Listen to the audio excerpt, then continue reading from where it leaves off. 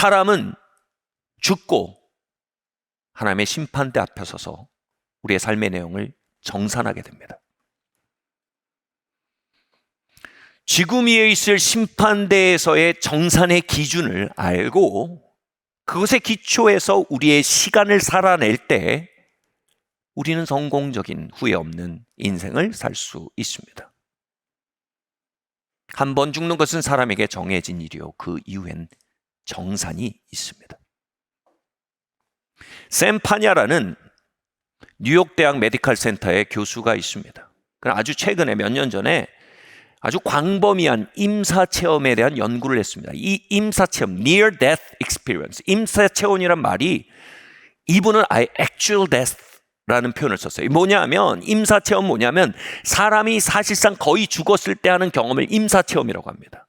근데 이분이 조사를 통해서 연구를 통해 밝혀내고 뭐냐면 Near Death가 아니라 Actual Death다. 이게 무슨 차이냐면 사람이 죽을 때 내세 체험을 합니다.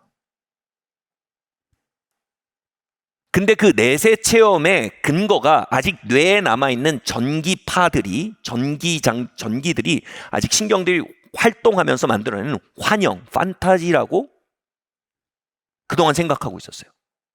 근데 이 샘파냐와 그의 연구진이 밝혀낸 건 이건 액츄얼 데스다. 그냥 죽은 거라는 겁니다. 뇌 기능도 죽고 완전히 죽고 전기 파장 이런 거 다 죽은 겁니다. 근데 그 상태에서 여전히 인간의 의식이 활동한다는 것을 밝혀낸 것입니다. 다시 말해 뇌에 남은 잔영에 만들어낸 환영이 아닌 실제라는 것입니다. Actual death, 실제 죽은 사람들, 그랬다가 1, 2분, 2, 3분 만에 돌아온 사람들이 가지는 보편적인 체험이 이것입니다. 광범위한 연구를 통해 밝혀낸 건 뭐냐면 이 사람들의 의식이 몸에서 빠져나오는 경험을 합니다. 그리고 위에서 자신의 몸과 의료진을 내려다보는 경험을 합니다. 그리고 터널을 통과해서 지나가고요.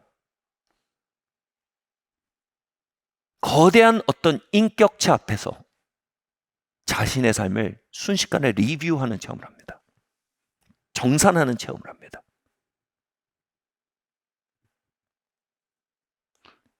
샘파냐 교수가 학자로서 의식이라고 말한 죽음 이후에도 남아있는 의식이라고 말한 것을 성경은 영혼이라고 합니다.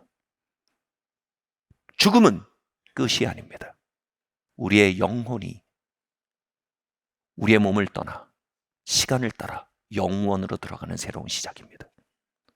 그런데 우리의 영혼에서의 삶의 퀄리티는 오직 우리의 시간 속에서의 선택과 양상에 의해 결정된다는 것입니다.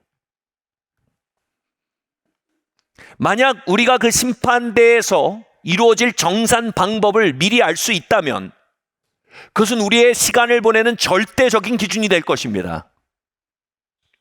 성경은 그 정산의 스탠다드에 대해서 명료하게 말하고 있습니다. 그리하여 하나님의 백성들이 실패하는 인생이 아닌, 허망한 인생이 아닌 참으로 성공하는 인생, 참으로 효과적인 인생을 살 수 있도록 기회를 주십니다. 그 기준을 정리하면 세 가지입니다. 한 가지는 이 땅에 사는 동안 전능자 창조주와 바른 관계를 맺었는가입니다.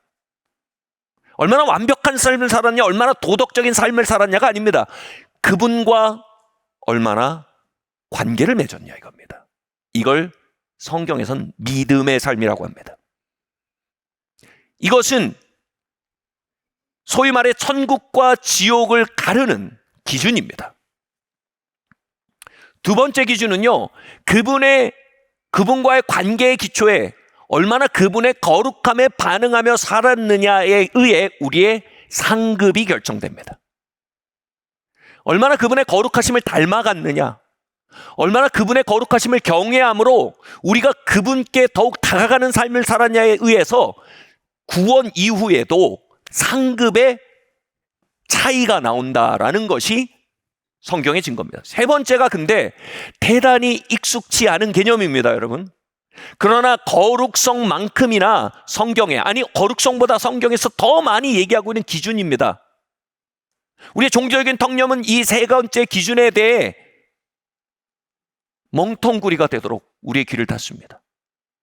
여러분, 이 시간 귀가 열리기를 바랍니다. 이 세 번째 기준은 바로 효능성의 기준입니다. 하나님께서 마지막 때에 각자에게 맡기신 탤런트, 이건 두 가지를 의미합니다. 그 사람에게 주신 잠재력을 의미합니다. 그 사람에게 삶에서 주었던 기회들을 의미합니다. 인프라를 의미합니다. 잠재력과 인프라와 기회들을 얼마나 맥시마이즈, 얼마나 극대화시켰느냐에 따라서 우리의 삶이 평가될 것이라고 성경은 놀랍게도 말하고 있습니다. 여러분, 우리의 삶에 중요한 것이 거룩만이 아닙니다. 우리의 삶에 중요한 것은 효능성입니다. 진정한 거룩은 효능성과 함께 갑니다. 진정한 효능성은 거룩과 함께 갑니다. 하나님의 백성들의 참으로 트랙 위에서 걸어가는 삶의 내용은 거룩하고 효능적인 삶입니다. 우리 다음 이야기 한번 읽어보겠습니다. 시작. 충성은 우리의 삶에 맡겨진 잠재력을 증대시키는 것입니다. 마태복음 25장 20절 21절 말씀 함께 봉독하시겠습니다. 시작. 5달란트 받았던 자는 5달란트를 더 가지고 와서 이르되 주인이여 내게 5달란트를 주셨는데 보소서 내가 또 5달란트를 남겼나이다. 그 주인이 이르되 잘하였도다. 착하고 충성된 종아, 내가 적은 일에 충성하였음에 내가 많은 것을 내게 맡기리니 내 주인의 즐거움에 참여할지어다 하고. 하나님의 삶에 우리에게 주시는 두 가지 시즌이 있습니다. 한 가지 시즌은 우리에게 맡겨진 작은 것 안에 하나님을 향해 충성함으로 하나님의 신임을 얻어가는 기간입니다. 그리고 그 기간을 통과해서 뭐예요? 하나님의 진짜 부르심이 맡겨지게 됩니다. 두 번째 시즌입니다. 마치 아무 부르심과 상관없는 것 같은 이 작은 것들에 맡겨진 것을 극대화시키며 효능화시키는 삶을 통해서요. 그걸 뭐라고 합니까? 충성이라고 말합니다. 그 로얄티, 그 충성도의 기초에서 하나님은 진짜 부르심을 향한 기름 부음을 맡기십니다. 아멘. 조엘 오스틴 목사님이 아주 유명하죠. 이분은 아버지 존 오스틴 목사님의 설교를 편집하는 편집자였습니다. 그 일에 충성됐습니다. 그리고 갑자기 하나님은 그를 어느 순간 설교자로 기름 부으셨습니다. 한 달란트냐, 2달란트냐, 5달란트냐, 이건 다 작은 달란트입니다. 그것은 우리가 참으로 우리 안에 충성이라는 것이 빚어져가는 인큐베이터입니다. 하나님의 두 번째 시즌은 하나님의 진짜 부르심에 기름 부음을 맡기시는 겁니다. 그리고 우리의 삶의 효능성의 기초에 하나님은 충성의 여부를 달아보십니다. 중학교 1학년 때 제가 IQ 검사를 했었습니다. 그런데 아직도 기억이 납니다. 세 번째 세션이 공간지각력이었습니다. 근데 공간지각력을 푸는데 배탈이 났습니다. 그래서 화장실을 갔는데 생각보다 시간을 많이 보내고 돌아오니 공간지각력 세션을 풀 시간이 없었어요. 그래서 소위 말해 찍었습니다. IQ 검사가 나온 이에 선생님의 면담이 있었어요. 저보다 뒤에 있던 순위를, 그러니까 등수가 낮던 친구들이 불림받았어요. 그래서 너는 IQ가 이 정도인데 왜 이러고 있냐. 저보다 앞에 있는 친구들이 불림받았어요. 너는 IQ가 이 정도인데 왜 이러고 있냐. 근데 선생님은 결코 저를 부르지 않으셨어요. 나중에 주번을 하다 보니까 제가 보니까 이 공간지각력 그 세션이 거의 그냥 뇌가 없는 걸로 나왔더라고요. 돌고래 IQ가 나온 거예요. 놀랍지 않습니까? 공간지각력을 다 버리고도 돌고래 IQ 나왔습니다. 근데 아무튼 그러니까 선생님이 너는 그 정도면 잘하고 있다. 훌륭하다. 더 이상 기대하지 않겠다 이겁니다. 참으로 거룩한 교육법입니다. 하나님은 우리에게 어떤 잠재력을 맡기셨는지 아십니다. 하나님 우리에게 맡기신 기회들을 아십니다. 하나님 우리에게 맡기신 인프라를 정확히 아십니다. 그것은 하나님의 섭리와 주권 안에 베풀어지는 것입니다. 아멘. 이것이 오늘 본문이 말하는 바입니다.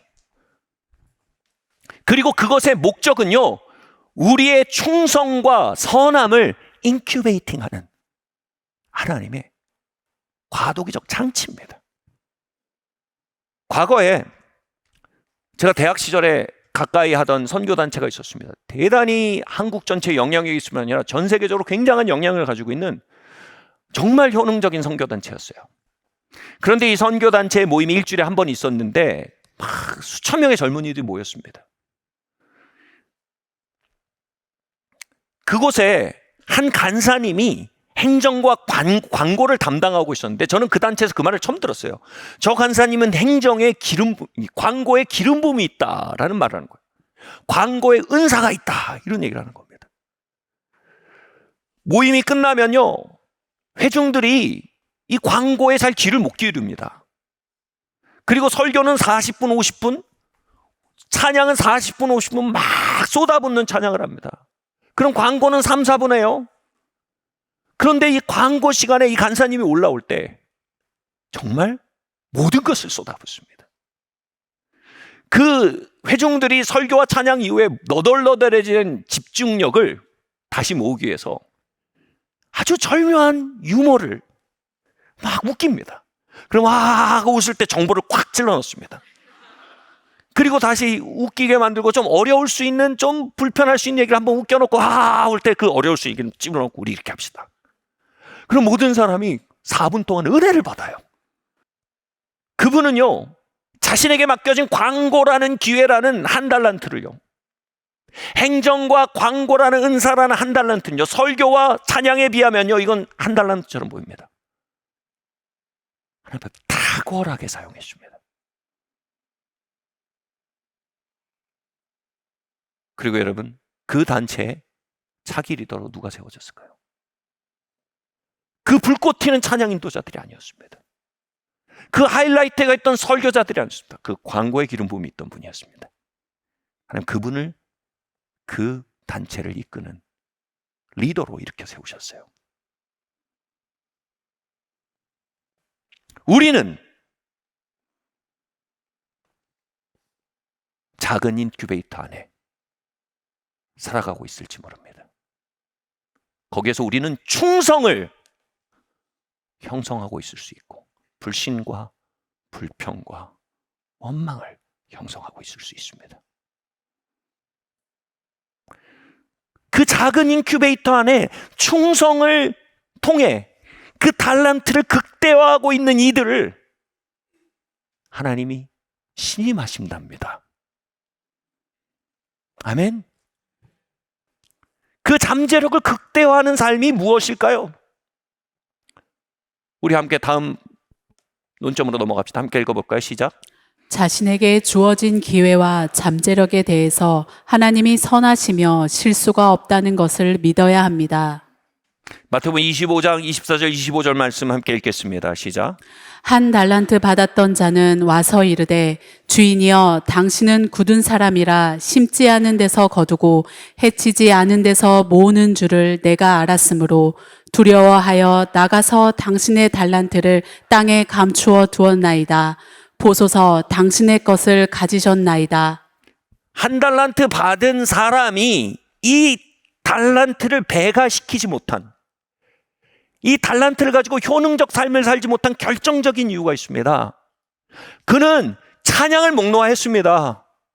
기도를 뜨겁게 했습니다. 그러나 그의 달란트, 그에게 주어진 기회와 재능과 인프라에 대해서 충성하지 못했습니다. 그는 그 일에 있어서 하나님께 상처받았습니다. 하나님 오해했습니다. 하나님이 일으키시고 빚어내시는 인큐베이터 안에서 그 인큐베이터를 부셔버리고 싶었습니다.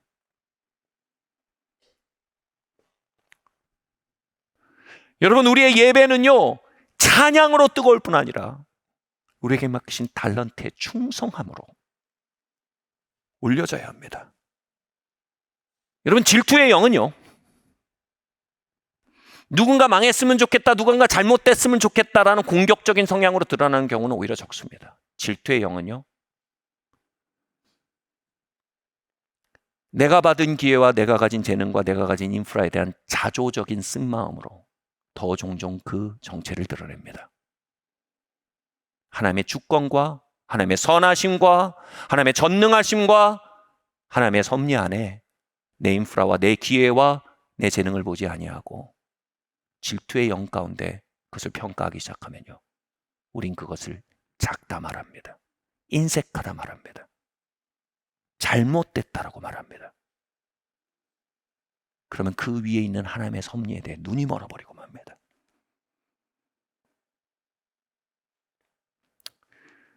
제가 단독 사역을 하고 결혼을 한 상태에서 육군으로 그냥 사병으로 입대를 하게 됐어요. 그냥 훈련병이 됐는데 할 수 있는 게 없는 거예요. 저는 단독 사역을 하던 상태였습니다. 결혼하고 가장이었고 아내가 임신한 상태였습니다. 그런데 갑자기 훈병이 됐어요. 191번 훈련병이 되니까 할 수 있는 게 없었습니다. 하나님께 기도했습니다. 하나님, 제가 여기서 뭘 할 수 있겠습니까? 여기 군대입니다. 하나님께서 저에게 이렇게 감동하셨어요. 아들아, 최고의 훈병이 되어라. 나는 네가 설교의 모든 것을 쏟아붓듯 훈련의 모든 것을 쏟아붓기 바란다. 그것이 충성이다. 내가 이곳에 너를 두었고 이것을 너에게 맡겼고 이 시간을 통해 위대한 경영을 하고 있다는 나의 선함에 대해 신뢰하는 선택은 이것이다. 최고의 훈병이 되어라. 저는 설교에 모든 것을 쏟아붓듯 각계 전투에 모든 것을 쏟아부어야 했습니다. 때로는 지체들을 상담하며 밤을 새는 그 열정으로 낮은 포복을 해야 했습니다. 그리고 그러다 부상을 당해서 제가 병원에 갔는데요, 제가 2병으로 들어갔거든요. 전체에서 제가 제일 막내입니다. 제게 맡겨진 일이 뭐냐면 화장실 청소였습니다. 이제 저는 성도들에게 기도 사역을 하던 그 열정으로 화장실 청소를 해야 했습니다. 그것이 저에게서는 충성이었습니다. 간달런트 같은 상황과 여건과 재능을 맡기신 하나님 앞에 제가 예배하는 방식은 그것이었습니다. 하나님 지금 전능하시고 지금 실수하지 않으시고 하나님 지금 내 삶에 선하시고 이것은 하나님의 위대한 계획의 일환이고 저는 그러므로 이 모든 일에 충성할 수 있습니다. 화장실 청소를 하는데요, 3가지가 주어졌어요. 호수, 물 뿌리는 호수, 그리고 마대걸레나 손걸레, 그리고 마지막 것이 이것이 무엇에 쓰는 물건이고 이상한 와이퍼가 주어졌어요. 그런데 이렇게 설명하는 게 저희 병장님이 그러는 거예요. 아, 저건 됐고 그냥 물 잘 뿌리고 마대질 잘하고 걸레질 잘하면 된다는 거예요. 물어봤어요. 이 와이퍼는 뭐에 하는 거냐고. 그러니까 물기를 제거하는 데 쓰는 거라는 거예요. 제 마음속에 물을 뿌리고 마대질하고 걸레질하고 나서 성령께서 이렇게 감동하시는 거예요. 왜 와이퍼는 안 하니? 아무도 요구하잖아요, 와이퍼. 근데 제가 이거 내가 설교라면 와이퍼질 안 하겠습니까? 내가 목회라면 내가 와이퍼까지 안 겠어. 와이퍼 들고 쫙쫙 했어요. 1분 더 걸립니다. 근데 그걸 보던 병장님이 저를 김영준, 이병, 김영준 이렇게 부르던 병장님이 그걸 보더니 이러는 거예요. 형, 왜 그렇게까지 해, 형? 이제 됐어, 형.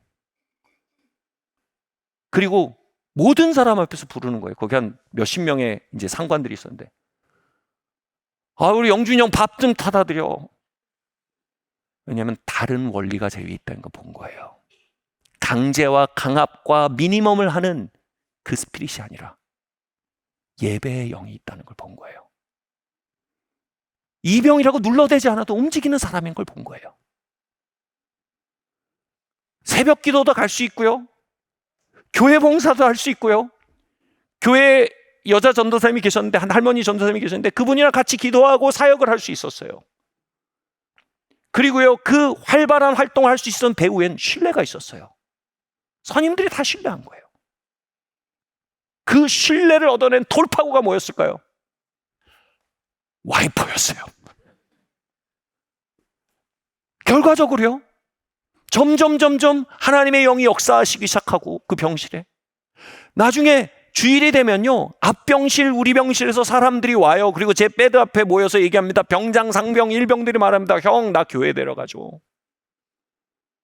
그래서 이병인 저의 휠체어를 병장이 몰고 같이 병원에, 교회 가고 하나님 예배하고 작은 하나님의 부흥을 경험할 수 있었어요.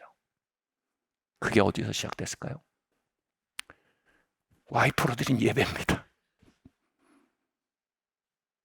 우리가 우리의 인큐베이터 안에서 충성이 성장할 때 하나님은 그 충성 위에 기름을 부으십니다. 우리의 자연적인 영역에서, 작은 영역에서 충성할 때 하나님은 초자연적인 영향력을 부어주십니다. 여러분의 각계 전투는 무엇입니까? 여러분의 낮은 포복은 무엇입니까? 여러분의 와이퍼는 무엇입니까? 나는 설교할 사람인데 내가 여기서 왜 빡빡 끼고 있는가? 난 결혼하고 아이가 있는 사람인데 내가 왜 여기서 뒷간 청소를 하고 있는가? 그 말 속에 우리는 뿌리를 봐야 합니다. 하나님 실수하시는 겁니다. 하나님 내 삶에 공평하지 않으십니다. 하나님 무언가 잘못된 곳에 내가 서 있습니다. 하나님 뭔가 바뀌어야 됩니다. 그러나 하나님 말씀하십니다. 나는 네가 바뀌길 바란다. 나는 네가 기꺼이 와이퍼를 선택하는 사람이 되길 바란다. 차이점을 만들어내는 사람이 되길 바란다.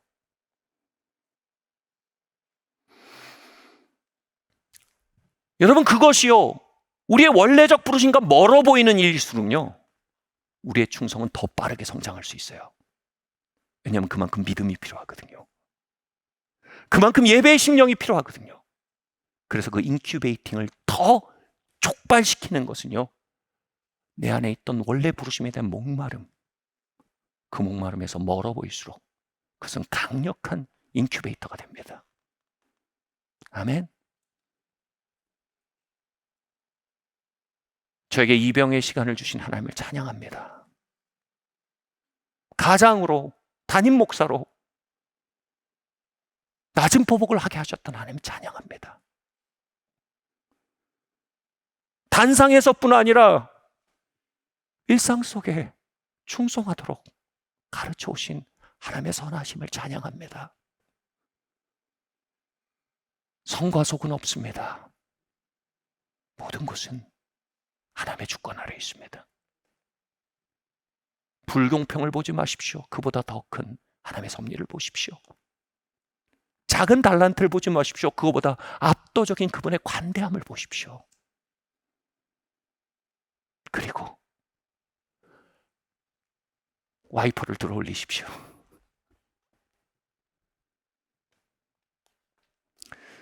다음 이야기로 넘어가겠습니다. 시작. 탁월함은 주님의 영광을 드러내는 방식입니다. 열왕기상 10장 5절, 6절, 7절 말씀 함께 봉독하시겠습니다. 시작.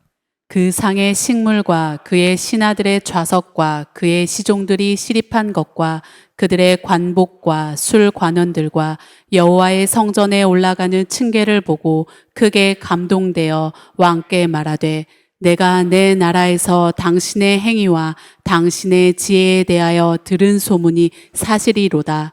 내가 그 말을 믿지 아니하더니 이제 와서 친히 본즉 내게 말한 것은 절반도 못되니 당신의 지혜와 복이 내가 들은 소문보다 더하도다. 여기서 스바 여왕이요, 솔로몬을 방문하고 소문을 듣고 솔로몬은 방문하고 영감을 얻었다 이렇게 얘기했습니다. 감동됐단 말이 inspired, 영감을 얻었단 말인데 이 문맥에서 보면 뭐냐면 솔로몬의 왕국에 함께하는 하나님의 임재와 영광이 그녀를 터치했다라는 의미입니다. 영적인 터치를 받았어요. 근데 이 영적인 터치를 받은 통로가 매우 흥미롭습니다. 보세요.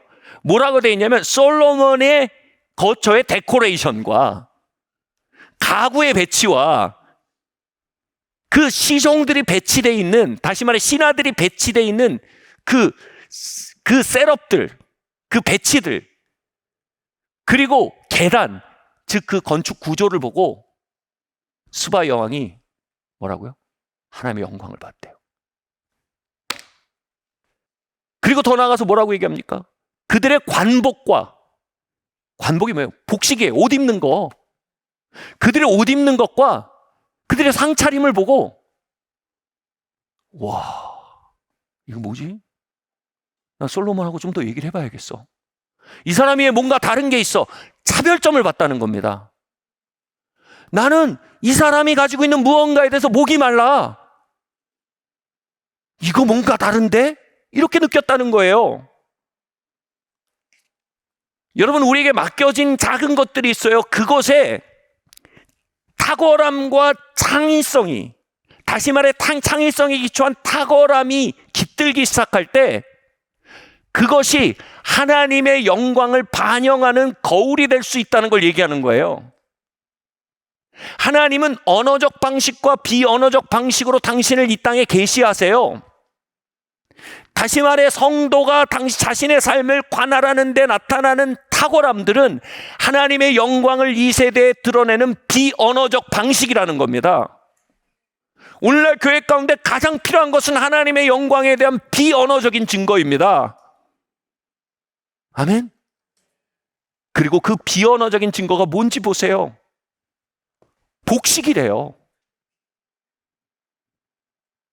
할렐루야. 누군가 여러분의 집에 초대받아서 왔는데 뭔가 다른 거예요. 식사를 함께 하는데 뭔가 다른 겁니다. 언행을 보는데 뭔가 다른 거예요. 이 뭔가가 뭔지 모르겠는데 탁월한 거예요. 다른 거예요. 탁월한 게 있는 거예요. 그것을 통해서 무언가를 향해 목말라졌다는 겁니다. 할렐루야. 이게 뭡니까? 하나님의 보좌 앞에 천사들과 24장로들이 찬양할 때 그 내용이 뭡니까? 거룩하다, 거룩하다, 거룩하다입니다. 거룩하다가 영어로 set apart, 구별되다, 차이점이 있다, 특이점이 있다라는 뜻입니다. 뭔가 다른 게 있다 이겁니다. 그걸 하나님한테 하나님 뭔가 다르신데요. 이러면 좀 안 되니까 거룩하다고 말하는 거예요. 우리가 하나님의 거룩함에 다가설수록요, 그분의 보좌 가까이 살수록요, 우리는 그 탁월함의 영적 기후가 배어들어옴을 경험합니다. 사랑하는 성도 여러분, 은혜라는 말이 grace입니다. grace라는 말이 영어로요, 은혜 또 우아함입니다. 우아함이요.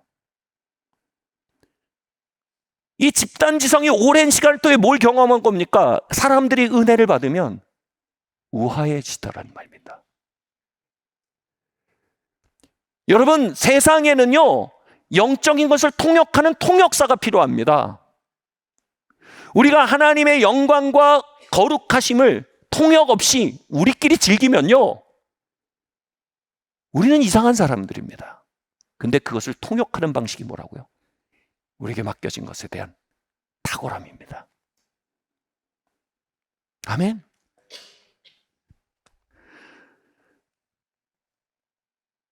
차별점이 있다. 이 말은요, 절대로요, 여러분, 럭셔리 라이프를 얘기하는 게 아닙니다. 여보 오늘 설교 들었지? 오늘 가다가 우리 이태리 가구를 좀 구입하도록 해. 아니에요. 이건 소비주의나 완벽주의를 말하는 게 아니에요. 탁월함은 제 말 잘 들어보세요. 언제나 10%를 더하는 데 탁월함이 있습니다. 여러분, 스피커의 세계가 있어요. 이 스피커가 몇십만 원짜리 스피커와 몇 억짜리 스피커를 가르는 게 뭔지 아세요? 음장감, 음의 깊이, 기타 등등이 10% 정도 더 좋습니다. 제가 설교에서 이 얘기하면 좀 뭐 어떻게 날지 모르겠어요. 유명한 스피커가 있어요. 2억씩 3억씩 갑니다. 그걸 어느 날 뜯었어요. 근데 사람들이 다 충격받아서 뭔지 아세요? 20만 원짜리 들어가는 걸 같아요. 20만 원짜리 아니지만 100만 원, 200만 원짜리 들어간 걸 같아요. 근데 어떻게 해요? 그거를 10% 정도 잘 음을 내도록 만들어낸 거예요. 그 사람들이 야 이거 사기 아니냐? 아니에요. 그만큼요. 사람들은 기대되는 것만큼만 합니다. 누군가 기대되는 것보다 10%를 더하면요. 탁월한 것이 됩니다. 아멘? 언젠가 제 딸이랑 정말 국제도시에 있는 유명한 커피숍을 갔습니다. 이 국제도시에 이 커피숍이 왜 유명한가? 처음에 몰랐어요. 근데 다 커피를 마시고요. 컵을 내려놓는데 이게 빡 소리가 나야 되거든요. 근데 우아한 소리가 나는 거예요. 퉁. 보니까 이 테이블 재질에 밑에 콜크 같이 있고 그리고 커피 잔 자체가 밑이 이게 플랫이 아니고 이렇게 둥글게 깎여서 내려질 때 소리가 안 나게 만들어진 거예요. 이걸 보고 제 딸이 아직 이 거룩해지지 않아오는 거죠. 와 미쳤다. 이게 뭐예요? 다른 말로 와 거룩하다 이거예요. 차별점이 있다 이겁니다. 할렐루야.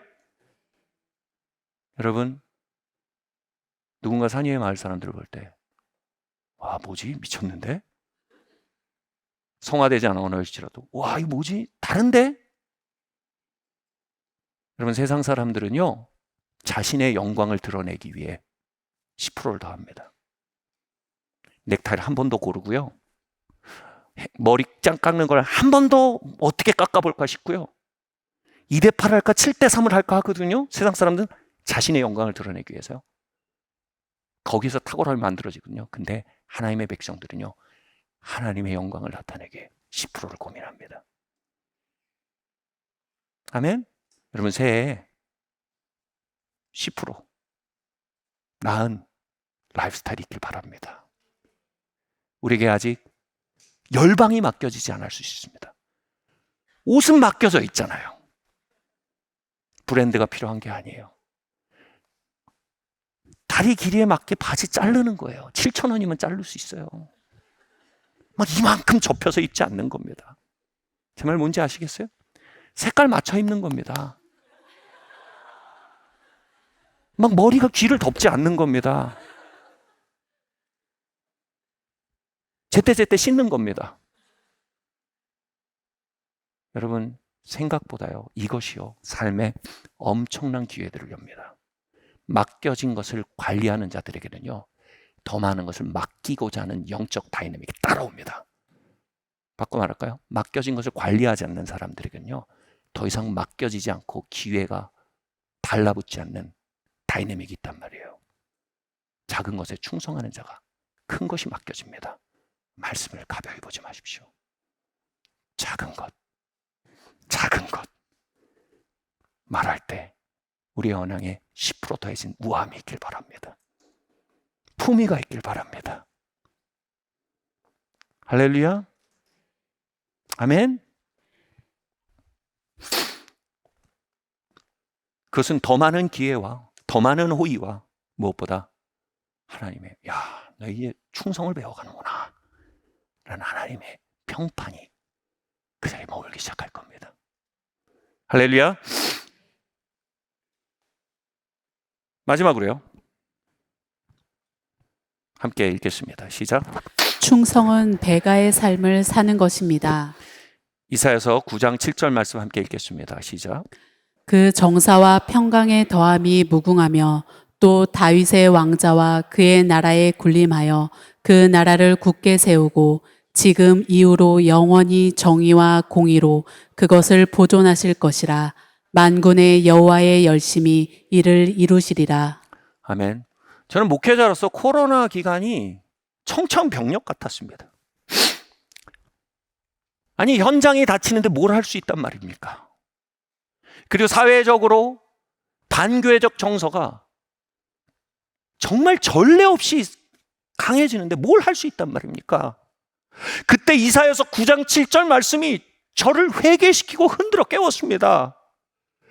그 정사와 평강의 더함이 무궁하며, 이 어려운 말이 뭐냐면 영어가 더 쉬워요. ever increasing kingdom이란 말이에요. 하나님의 왕국은요, ever increasing, 항상 증가된다는 거예요. 코로나도 뚫고 가는 게 하나님 왕국이에요. 한 달란트 같은 기회와 한 달란트 같은 재능과 한 달란트 같은 인프라도 뚫고 날아가는 것이 ever increasing kingdom이에요. 이 말씀 앞에 제가 마음이 깨어진 건 뭐냐면, 하나님, 이 코로나 속에도 하나님의 왕국은 ever increasing, 상승하는 왕국입니다. 저는 코로나 정황과 함께 걷지 않기로 결정합니다. 저는 저의 빈곤한 인프라와 함께 걷지 않기로 결정합니다. ever increasing grace, 우리의 삶에 계속 증가하게 하는 하나님의 왕국과 은혜와 함께 걷기로 결정합니다. 하나님 지금도 하나님의 왕국은 증가하니 저도 하나님과 함께 증가될 것입니다. 이 말은 뭡니까? 하나님의 충성의 결과는 거룩만이 아닙니다. 배가입니다. 여러분, 하나님과 함께 걷는다는 건 배가의 삶을 향해 계속적으로 도전하는 것입니다. 하나님의 은혜와 화해한다는 것은 한 달란트 같은 삶과 인프라와 기회와 타협하는 것이 아니라 하나님의 은혜와 화해할 때 우리는 배가의 삶을 바라보게 됩니다. 2년 반 3년의 코로나가 끝나고 모든 것이 배가 돼 있었습니다. 말 그대로, 문자 그대로 모든 것이 배가 돼 있었습니다. 그 왕국이 우리에게 열려 있습니다. Let your kingdom come.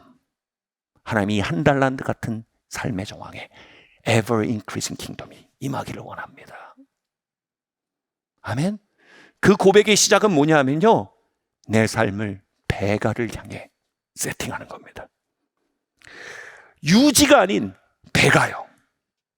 유지 마인드, 유지 스피릿이 아닌 배가의 스피릿을 선택하는 것입니다. 아멘.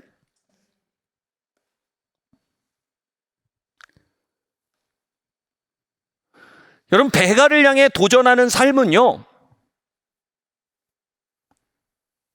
역설적으로 우리의 삶의 한계와 재능의 한계와 인프라의 한계를 계속해서 만나고 그 앞에서 좌절하는 경험을 줍니다.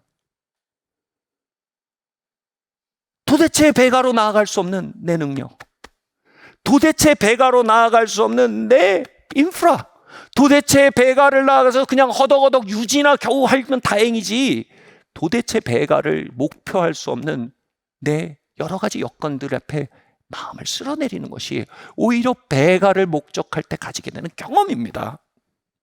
그래서 배가로 초청하시는 하나님의 부름 앞에 설 때 사람은 세 가지 중에 한 가지 반응을 합니다. 첫 번째로는요, 그 모든 것을 알면서 스스로를 속이는 겁니다. I can do it. 거울을 보며 말합니다. 영준아, 넌 할 수 있어. 우린 할 수 있어. 거기서 얻어지는 건요, 교만한 라이프스타일입니다. 내가 할 거야. 거기서 얻어지는 건요, 자력 성취 기자입니다. 내가 이거 이루고 말 거야. 거기서 얻어지는 건요, 정말 과도한 스트레스입니다. 두 번째로요, 배가를 겨냥할 때 가지게 되는 인간의 두 번째 선택은 뭐냐면, 난 못합니다. 유지해도 다행인데 뭔 배가입니까? 체념입니다. 이 체념 뒤에는 ever increasing kingdom의 현존에 대한 부정이 있습니다. 하나님의 왕국이라는 초자연적인 리소스를 부정하는 불신이 있습니다. 그럼 배가의 삶을 향한 세 번째 대답은 이겁니다. 하나님, 나는 배가를 향해 나아갈 인프라가 없습니다. 배가를 향해 나아갈 능력이 없습니다. 배가를 향해 나아갈 기회조차 없습니다. 하나님, 당신이 나의 기회입니다. 당신이 나의 인프라입니다. 당신이 나의 재능입니다. 하나님, 나를 인도해 주세요. 하나님, 내게 기름 부어 주세요. 하나님, 날 가르쳐 주세요. 무릎 꿇음입니다. 배가를 겨냥하는 건 오만한 성취주의자의 길이 아닙니다. 배가를 겨냥하는 것은 무릎 꿇고 하나님의 은혜를 구하는 겸손한 목마름의 심령을 초래하는 것입니다. 아멘. 저는 여러분의 한 달란트를 알지 못합니다. 그러나 ever increasing kingdom을 합니다. 그리고 그분과 커넥트 할 수 있는 길을 합니다. 우리가 세 번째 선택을 할 때, 우리가 어떠한 삶을 살아왔던, 어떠한 여건에 있던, 어떠한 자질을 가졌던, 하나님이 나의 힘이요, 나의 산성이요, 나의 기회임을 말하는 자리로 나오게 되는 것입니다.